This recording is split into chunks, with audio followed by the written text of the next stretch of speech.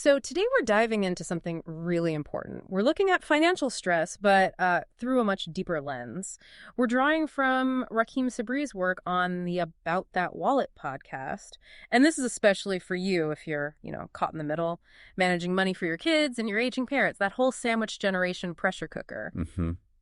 And we're here to define something called financial trauma, which really acts as this invisible force driving so many decisions for people in that exact situation. Okay, so let's just unpack the core idea right away because it's a game changer. Sabree says we have to get rid of the phrase bad financial decisions. Clearly. I mean, people aren't trying to self-sabotage. He argues they're making what feels like the best possible decision they can in that one. Very specific, often desperate moment.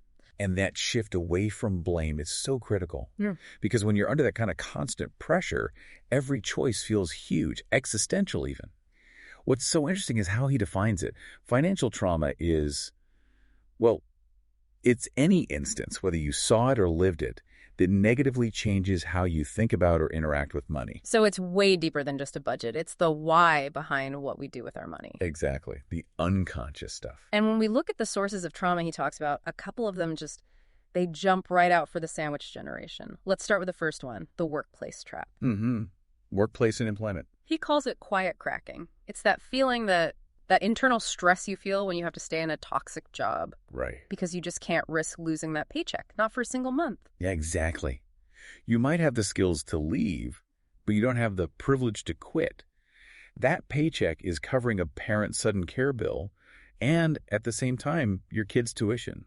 That feeling of being trapped, wow. And that links right into the second source he brings up, which is this expectation burden. Yes. From family, society, even religion, these demands that just drain your resources. Think about it, that pressure to give back to the family, right? Or the expectation you'll financially support relatives. And that expectation runs headlong into your own critical needs. You're stuck. Do I pay for my parents' medication, or do I meet this family obligation? Which leads to this big question. Why do we sometimes cope with all that stress by, making what look like irrational spending choices? Retail therapy. I've been there. But he connects it directly to our nervous system. Okay, wait. What does dysregulation actually mean here? How does that feel for someone just trying to get through the day? Dysregulation is just your nervous system on overload. It's screaming for an exit. Advertising. Well, advertising uses that state against us. Spending money gives you that quick temporary hit of dopamine. It's a flight response from all the responsibility. It creates the illusion of feeling better. But the pressure is still there when the package arrives. Exactly. And the hole's a little deeper. So, okay, what's the big takeaway for someone feeling this every day? The thing that really stood out to me was that trauma is not just in your head. No, it's a body event. A body event. So you mean you actually physically feel it? Yes. That's the key.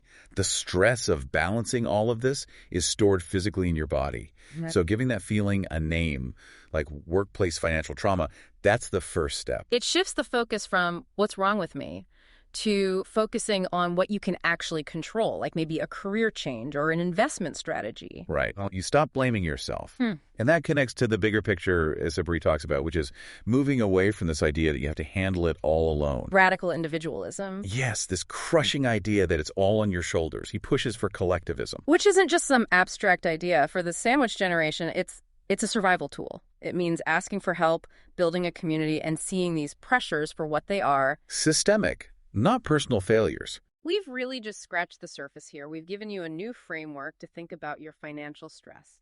So here's a thought to take with you. If we start treating this stress like a collective injury instead of a personal failing, what's one non-financial burden like shame or silence that you could let go of today?